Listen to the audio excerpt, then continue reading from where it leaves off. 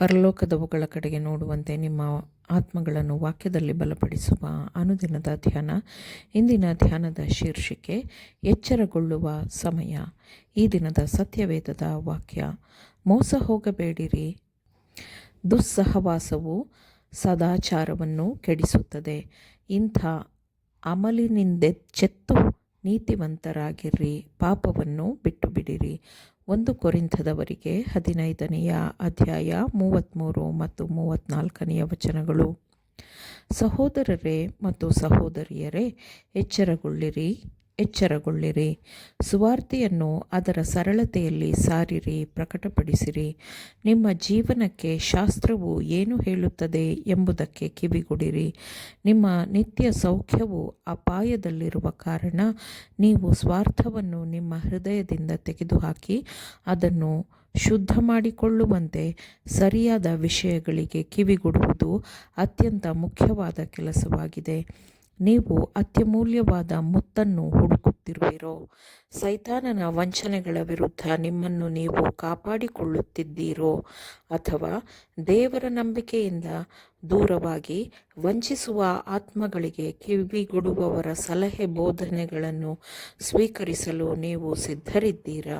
ಸರಿಯಾದವುಗಳಿಗೆ ಕಿವಿಗೊಟ್ಟು ದೇವರು ಕಸಿ ಮಾಡಿಕೊಟ್ಟಿರುವ ವಾಕ್ಯವನ್ನು ಸೌಮ್ಯತೆಯಿಂದ ಸ್ವೀಕರಿಸುವುದರ ಮೇಲೆ ನಿಮ್ಮ ರಕ್ಷಣೆಯು ಅವಲಂಬಿತವಾಗಿದೆ. ನಿಮ್ಮ ಆತ್ಮ, ದೇಹ ಮತ್ತು ಮನಸ್ಸು, ಚೈತನ್ಯಗಳು ಪವಿತ್ರವಾಗುವಂತೆ ನೀವು ದೇವರೊಂದಿಗೆ ಒಂದಾಗಿ ಆತನ ಆಜ್ಞೆಗಳನ್ನು ಪಾಲಿಸುವಿರೋ? ದೇವರ ಒಬ್ಬನೇ ಮಗನಾದವನ ಮರಣದ ಬೆಲೆಯಿಂದ ನಿಮ್ಮನ್ನು ಕೊಂಡುಕೊಳ್ಳಲಾಗಿದೆ. ನಿಮ್ಮ ಹೃದಯ ಬಡಿಯುತ್ತದೆ, ಅದರ ಬಡಿತದ ಮೇಲೆ ನಿಮ್ಮ ಜೀವವು ಅವಲಂಬಿತವಾಗಿದೆ. ಆದರೆ ಅದರ ಬಡಿತವು ನಿಮ್ಮ ಇಚ್ಛೆ, ಚಿಂತನೆಗಳಿಂದ ಸ್ವತಂತ್ರವಾಗಿದೆ. ನೀವು ಅಜಾಗರೂಕರೂ ನಿರ್ಲಕ್ಷ್ಯರೂ ಆಗಿ ತಿಂದು ಮಲಗುತ್ತೀರಿ, ಆದರೆ ನಿಮ್ಮ ಮೇಲೆ ದೇವರ ರಕ್ಷಣೆ ಕಾಳಜಿ ನಿರಂತರವಾಗಿದೆ. ಆತನು ಮುಖ್ಯವಾದ ಪ್ರವಾಹದ ಉಬ್ಬರ ಮತ್ತು ಹರಿವನ್ನು ನಿಯಂತ್ರಿಸುತ್ತಾನೆ. ಆತನು ತೋರುವ ರಕ್ಷಣೆ ಮತ್ತು ಕಾಳಜಿಗಾಗಿ ಮಾನವ ತುಟಿಗಳಿಂದ ಹೊರಹೊಮ್ಮಬೇಕಾಗಿರುವ ಕೃತಜ್ಞತೆಯು ಎಲ್ಲಿದೆ?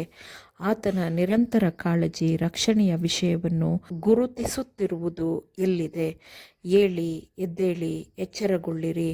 ನಿಮ್ಮ ಅಹಂಕಾರವನ್ನು ದೂರವಿಡಿರಿ ಮತ್ತು ನಿಮ್ಮ ಬದ್ಧತೆಯಿಲ್ಲದ ಸ್ಥಾನವನ್ನು ತ್ಯಜಿಸಿರಿ. ನಿಮ್ಮ ಪರೀಕ್ಷಾ ಸಮಯವು ಬಂದಿದೆ. ನೀವು ಕ್ರಿಸ್ತನ ಗುಂಪನ್ನು ಅಥವಾ ಅವನ ವಿರುದ್ಧವಾದ ಗುಂಪನ್ನು ಆರಿಸಿಕೊಳ್ಳಬೇಕು. ನೀವು ಯಾವ ಗುಂಪಿನ ಕಡೆ ನಿಲ್ಲುತ್ತೀರಿ? ಲೋಕದೊಂದಿಗೆ ನಿಲ್ಲುತ್ತೀರೋ, ಇಲ್ಲವೇ ಕ್ರಿಸ್ತನೊಂದಿಗೆ ನಿಲ್ಲುತ್ತೀರೋ?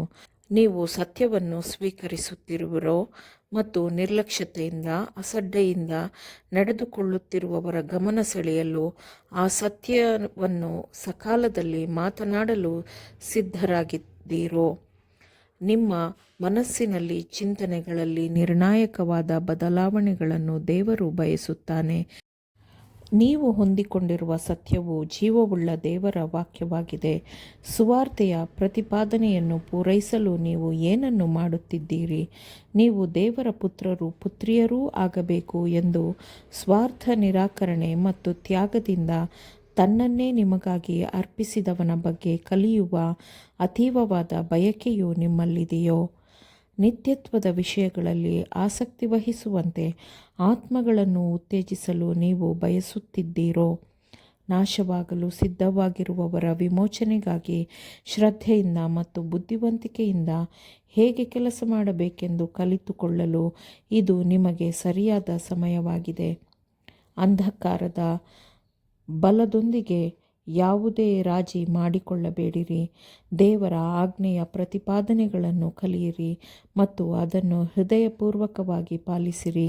ಅದಕ್ಕೆ ವಿಧೇಯರಾಗಿರಿ. ಆಗ ಲೋಕದ ಆತ್ಮಿಕ ಅಂಧಕಾರದ ನಡುವೆ ನಿಮ್ಮ ಜೀವನವು ಪ್ರಕಾಶಮಾನವಾಗಿ ಹೊಳೆಯುತ್ತದೆ. ಆಮೇನ್. ದೇವರ ವಾಕ್ಯಗಳನ್ನು ಶ್ರದ್ಧೆಯಿಂದ ಆಲಿಸುವವರು ಮಾತ್ರವೇ ಆಗಿರದೆ ಪಾಲಿಸುವವರೂ ಆಗಬೇಕೆಂದು ನಿಮ್ಮನ್ನು ಉತ್ತೇಜಿಸುತ್ತೇನೆ.